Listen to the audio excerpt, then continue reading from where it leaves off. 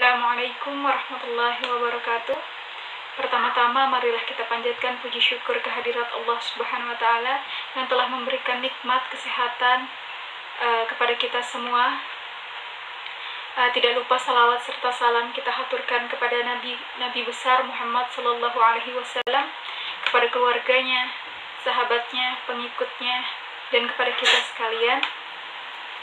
Baiklah anak-anak, hari ini adalah pertemuan kali kedua kita pada pembelajaran akidah akhlak. Hari ini kita akan membahas bab 2, yaitu tentang kerukunan di dunia. Kerukunan di dunia itu ada empat materi yang seharusnya kita bahas, yaitu tentang tasamuh, tasawuf, musawah, dan ukhuwah. Namun pada pembelajaran kita kali ini, pembelajaran kita siang hari ini, kita hanya membahas satu materi saja, yaitu tentang ukhuwah. Silahkan kalian baca di buku, mungkin yang sudah memiliki buku dari sekolahan, ataupun buku PDF yang minggu kemarin atau pertemuan pertama yang sudah ibu kirimkan ke grup. Dan tidak lupa juga kalian harus mengisi absen yang telah ibu kirim linknya. Silahkan kalian isi. Ya, hari ini kita akan membahas tentang ukhuwah atau saling bersaudara. Apa sih ukhuwah itu? Ukhuwah itu adalah sikap terpuji di mana menumbuhkan perasaan kasih sayang, perasaan persaudaraan, kemuliaan, dan rasa saling percaya kepada orang lain atau sesama manusia. Allah juga sudah berfirman pada Quran surah Al-Hujurat, sesungguhnya orang-orang mukmin itu bersaudara.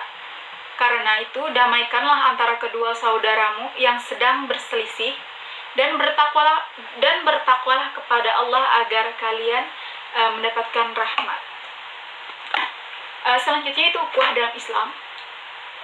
Ukhuwah dalam Islam itu seperti ketika ada orang lain atau saudara kita atau siapapun yang sedang berselisih paham, kita sebaiknya itu berada di tengah-tengah. Kalau bisa juga kita harus membantu untuk menyelesaikan permasalahan mereka.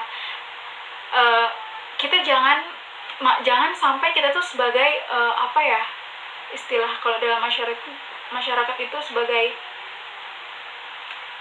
yang suka untuk memperkeruh suasana, malah kalau istilah dalam bahasa Banjar itu menghabu-habui, malah bertambah gitu kan. Sebenarnya itu tidak baik. Jadi ukhuwah itu kita harus menyelesaikan, membantu ketika ada orang lain atau siapapun sedang berselisih paham, itu kita membantu untuk menyelesaikan agar mereka tidak ada kesalahpahaman lagi atau tidak ada lagi pertengkaran, seperti itu. Ukhuwah dalam Al-Quran juga diperkenalkan beberapa macam, yaitu seperti yang ada di buku, silahkan kalian buka. Itu seperti persaudaraan sekeluarga, yaitu persaudaraan yang dijalin oleh ikatan keluarga, seperti doa Nabi Musa alaihi wasallam dalam Al-Quran.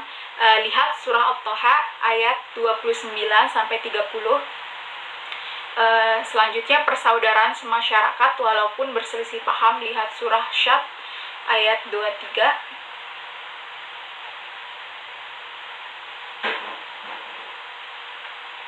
Dan persaudaraan seagama, lihat kalian di surah Al-Hujurat ayat 10.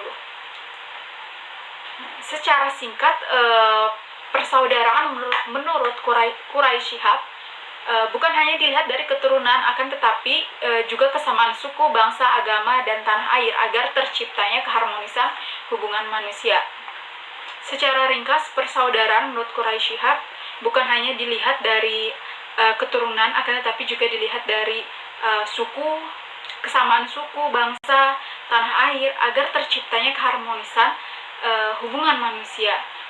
Quraisy Shihab juga membagi ukhuwah dalam 4 macam, yaitu ukhuwah ubudiyah. Ukhuwah ubudiyah adalah persaudaraan sesama makhluk yang sama-sama ciptaan Allah, maupun termasuk binatang dan tumbuhan yang kesetundukan kepada Allah. Yang kedua yaitu ukhuwah insaniyah.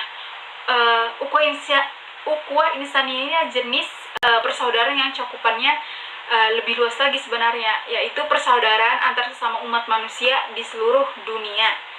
Setidaknya ada 4 hal yang menjadi prinsip dasar ukhuwah insaniyah, yaitu yang pertama bahwa semua manusia berasal dari satu Bapa yang sama.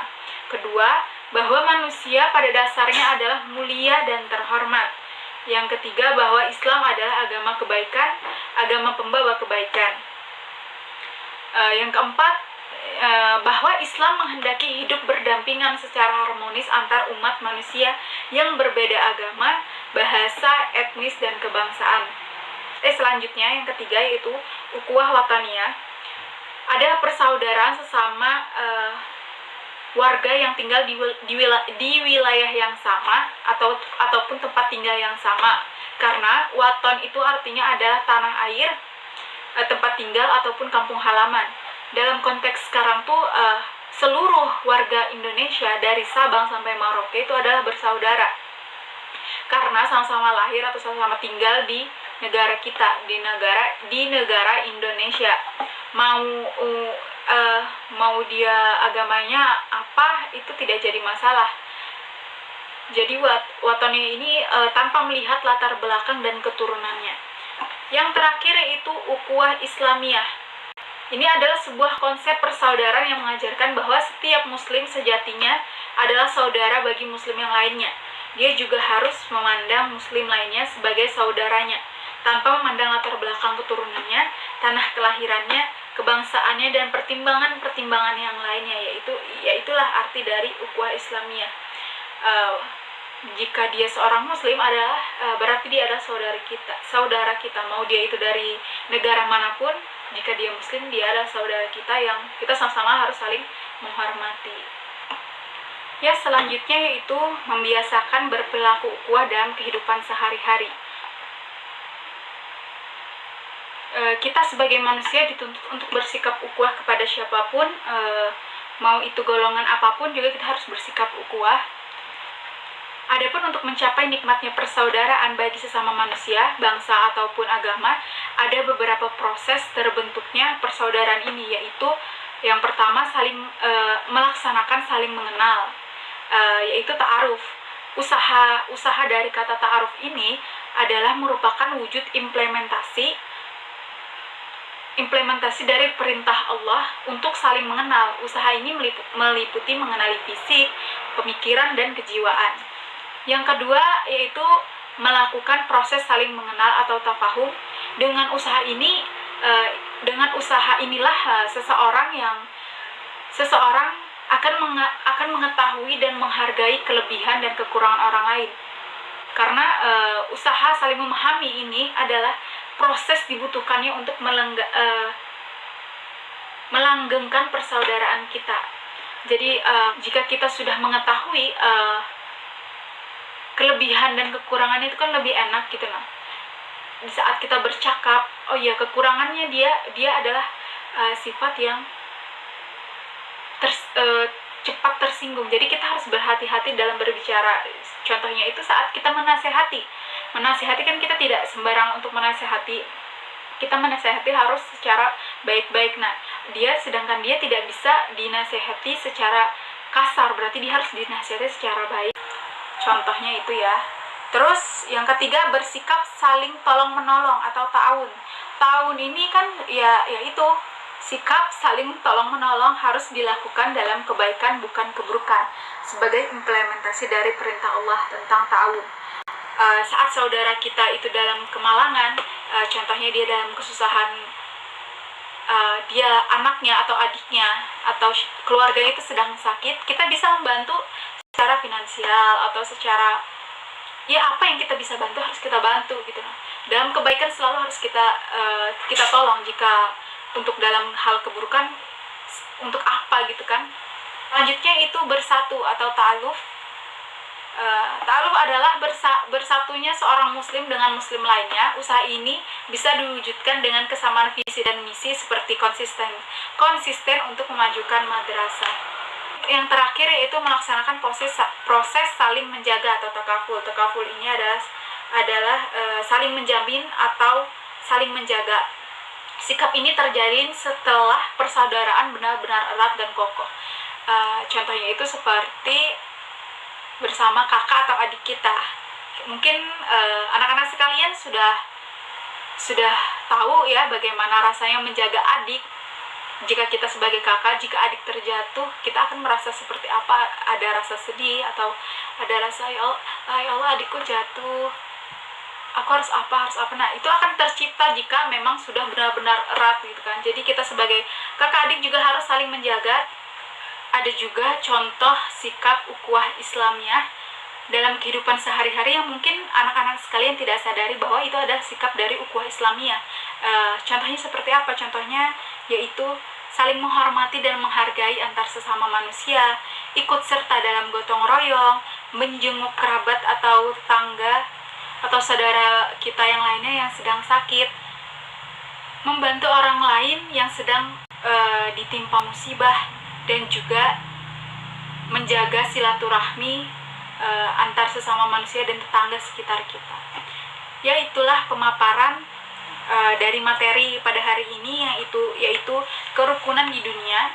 Semoga apa yang Ibu sampaikan bisa tersampaikan. Jika memang ada yang belum paham, silahkan kalian tanyakan di grup apa yang kalian ingin tanyakan, nanti insya Allah akan Ibu jawab. Ya, hari ini kita akan mengerjakan tugas lagi, tapi hari ini kita hanya mengerjakan 2 soal saja yang harus kalian jawab, yaitu sebutkan 4 hal yang menjadi prinsip dasar ukhuwah insaniyah yang tadi Ibu jelaskan dalam video sebelumnya. Dan yang terakhir itu hikmah dari membiasakan berperilaku ukhuwah dalam kehidupan sehari-hari.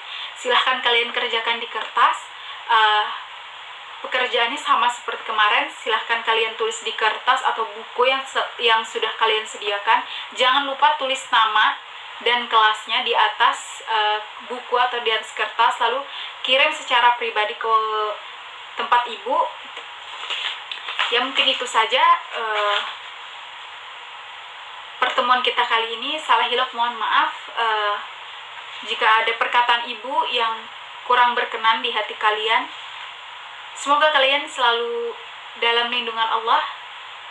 Salah hilaf mohon maaf. Wassalamualaikum warahmatullahi wabarakatuh.